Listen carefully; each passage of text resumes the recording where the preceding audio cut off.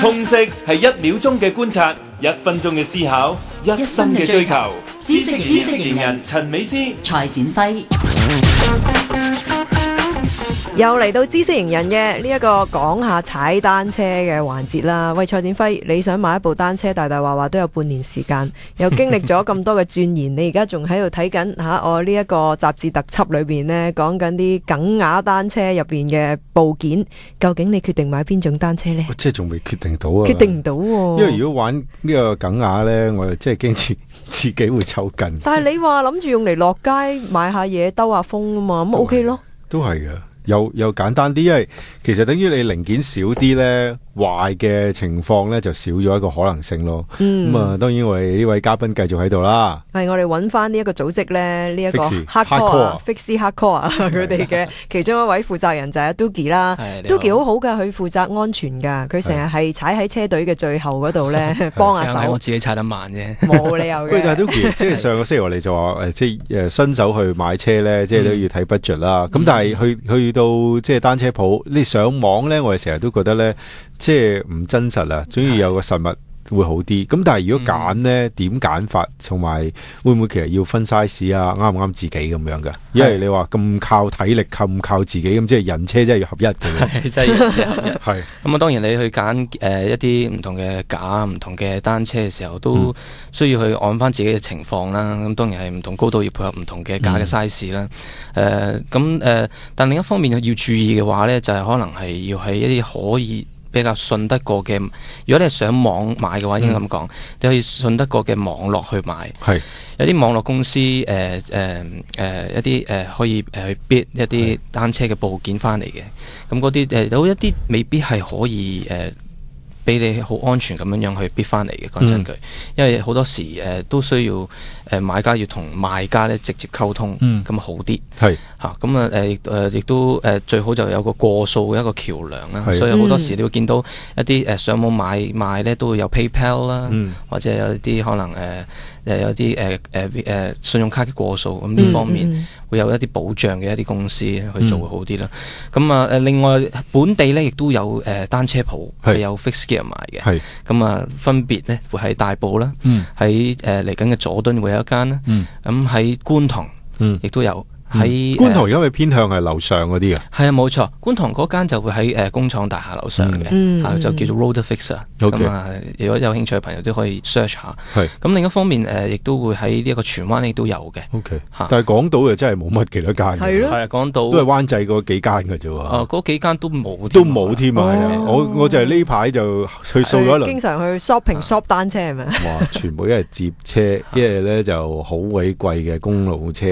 哇！真係咁搞錯啊！搞唔掂喎，大佬。咁都相信會越嚟越多嘅，因為都聽緊依家都沙田都有啦。咁亦嚟緊佐敦開嗰間，亦都嚟緊會可能會嚟緊會越嚟越多鋪頭會買呢種單車。咁但係嗰個尺碼咧，我哋係咪其實都有個基本守則？就係因為我見我哋即係當然啦。如果你話新手啊，裝個手 brake 啦，即係剎車系統啦。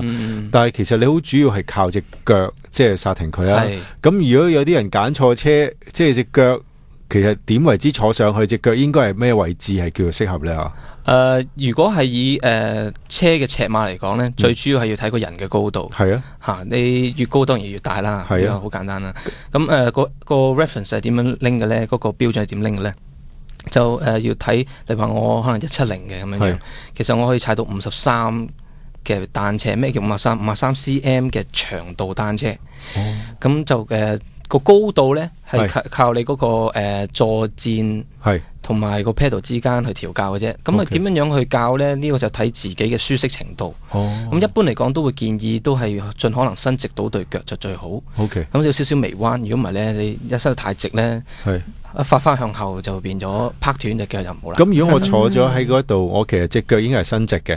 或者如果我企起身咁，嗰個車嘅車架應該係啱啱係喺我即係所講褲浪下。因為其實都有好多係啦，冇錯，睇車架喺褲浪下低都有一個手踭嚟嘅。咁但係有好多微調嘅細節咧，可能要再去度一度身，就會比較適合啲咁樣樣。咁但係一般嚟講咧，我哋嘅經驗咧，大部分即係柴娃娃咁樣玩單車咧，都係撞下撞翻嚟都有。即係呢次錯咗啦，下次揾個啱啲嘅。因為香港有個好處嘅，就係你例如話我買一部單車翻嚟，係發覺唔啱自己 size 嘅係，其實有好多平台可以俾你放翻部單車，係咯，我就想問呢個二手嘅買賣其實活唔活躍咧？喺香港都而家活躍㗎，所以基本上單車慢慢而家係真係演變緊，變成一種有一部分會演變成一種奢侈品，所以你會見到可能有成2萬幾蚊一隻碌嘅都有，係咁你有見過有2萬幾蚊成架車嘅又有，係，但甚至乎2萬幾蚊淨係得個手把嘅都有，係啦，即係所以個變化係好大，但係二手市場的而且確真係好旺㗎。喂，蔡展輝可以開個單車風馳60分啊！原來幾有似已經有咁多嘅環節都已經有啦，即係好似汽車係咯，同汽車好接近啊！阿 Doogie 我其實都主持另外一個汽車節目，我知道，多謝你啊！咁你可以去試車試單車，試單車係嘛？好開心喎！實時試單車，自己試得啦，係啦，插尖喺度死係啦，講。自己插住喺個車頭度。今次咧試咗歐洲品牌嘅單車，就呢個 Fix 嚟好嘅。暢順喎，係不過剎車我隻腳就唔夠力啦。個車架比較腍啲，而家 feel 到啦，咁樣係嘛？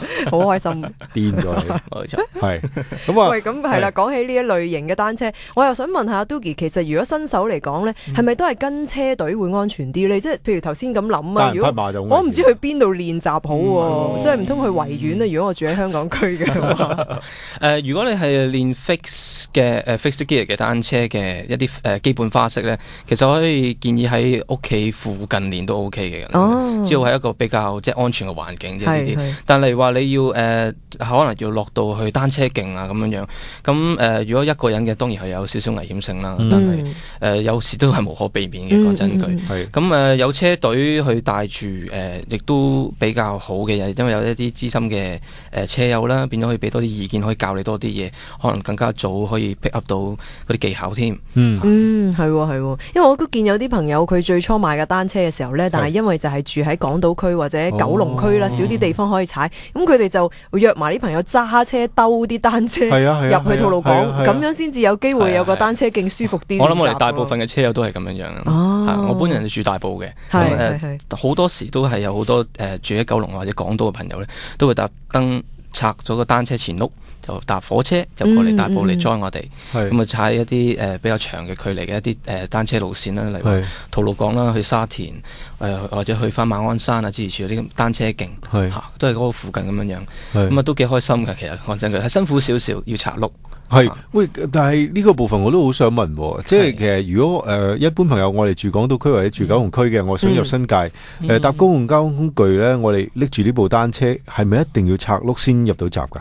一般嚟講係要，咁要睇當時嘅職員係點樣樣係啦，因為咧的而且確有啲職員咧就會對我哋都好友善嘅，咁見我哋都好辛苦，可能一抽二楞咁樣。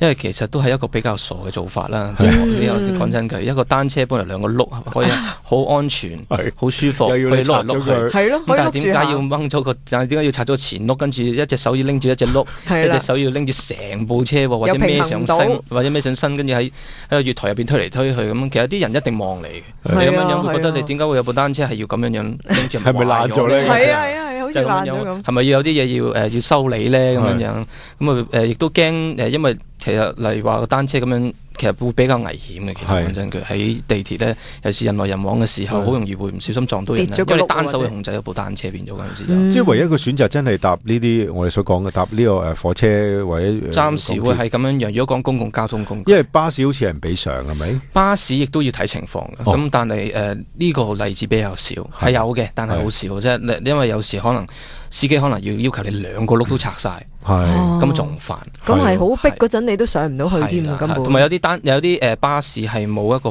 可以擺貨嘅位置，即係輪椅位啦，係啊，都比較難啲。反而咧，如果係搭嗰啲例如話去機場嘅啲機場巴士嗰類咧，咁啊反而就會比較通啲，因為有行李架，咁你只要可能拆咗一個前轆咧，都有機會可以放得到。但呢啲都係需要同司機嗰邊溝通下，因為佢都要司機亦都要判斷一下當時個巴士容唔容許咁樣做，係啦，即係就算我有架車，我要過海都有啲難度啊！你係咯，即係譬譬如你已經等緊巴士，等得嚟之後，原來上唔到好啦，跟住我再度下用咩路線去。所以港島區同埋九龍區真係要快啲有單車徑，因為好多車友真係會學車嘅。係咯。